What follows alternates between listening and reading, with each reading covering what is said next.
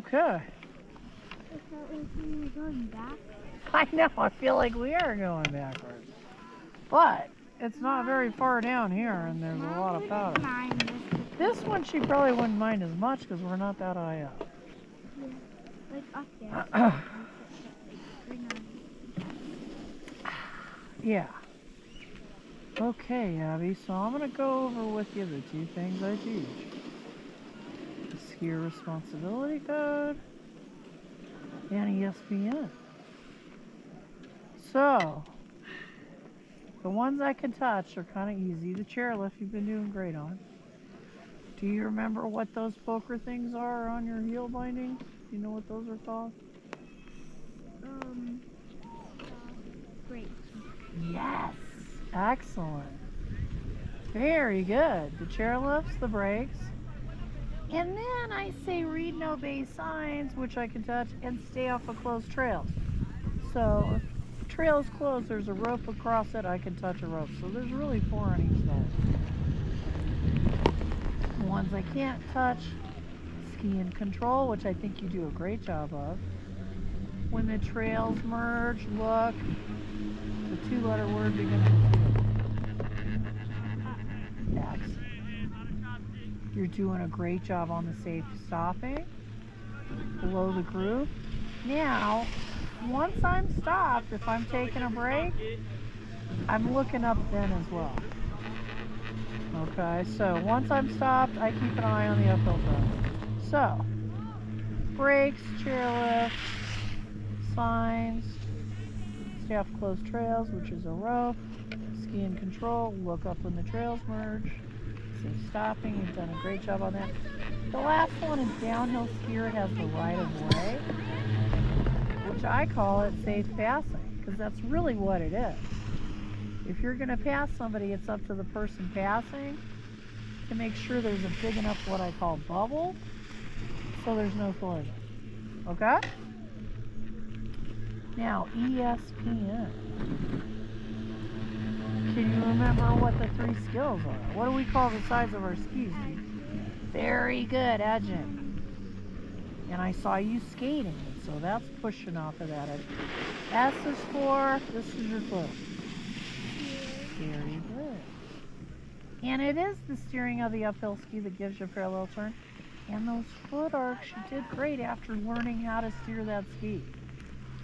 Alright, so edging, steering, do you remember what the P is? It's kind of hard. Pressure. Very good. So I think of it as weight. There's more weight on my downhill. But I also think of it as the up and down in skiing a little bit. Are you starting to feel the up and down? Good. So when I rise up before my turn, pressure comes off of my ski.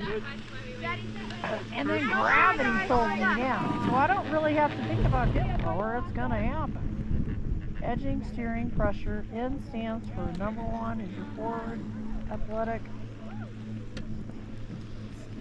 Very good. So yeah, those are the 2 things I teach. I think they help. Now there's kids on those mobiles. Those I think would be fine for you because they're not too big and it's not too terribly steep. Just saying. Like if you want to experiment with moguls, a place like that would be good. Sometimes you're on a groomed run and you'll see moguls on the sides of the run. If you want to go over there and kind of go in them and come out back onto the groom, you're ready for that, okay? The reason I tell you that is that's level 7 stuff. And that's why it wouldn't be a bad idea to practice your pole plants because they do help in the moment. Just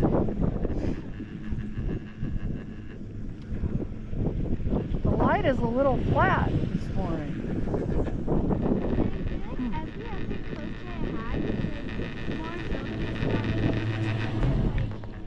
Make big turns, but they weren't like, oh, you're in pizza. Like, you need to be parallel. They were just like, you need to do your big turns across the map. And then you're not right, so I can do a shorter radius parallel turn going across the little swing. But here's the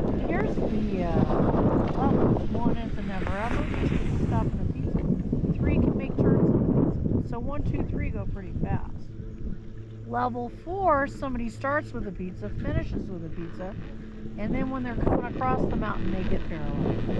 I call it a wedge turn 11. Now, level 5, which I kind of saw at the beginning when I started schooling it. Little pizza, parallel. Little pizza, parallel. So, taller to start the turn so the pizza's not too big, and then steering the uphill speed. Level 6 is parallel turn. Really. And it's fine to use your pizza whenever you want to. Okay. Do ya? Yeah. Well, kids are usually pretty easy to teach. And I think you're at a great level for 10 years old, which you're almost 10. And I think I'm going to meet him up here. And then if you need a break, dear, there's bathrooms up here. There's a little house that has kind of some neat pictures of animals inside it. If you need to warm up at all. I love animals. I know, I do too. Except my mom and my brother. And my dad's allergic to shedding dogs. Ooh, okay, well. So we would get a non-shedding dog, but then whenever my brother sees a dog, he's like, oh, S-H. Well, like, he gets so scared, and then he starts walking up really fast, and I'm like, it's a dog. It's not gonna hurt you. Ha! That's But funny. then my mom, she would get a dog, but then with my dad working at me in school, she thinks she'd be the one taking care of I bet she would be. Alright, I'm gonna raise the bar, everybody. Let's go straight towards that map. And then I think I'm gonna be looking for your dad.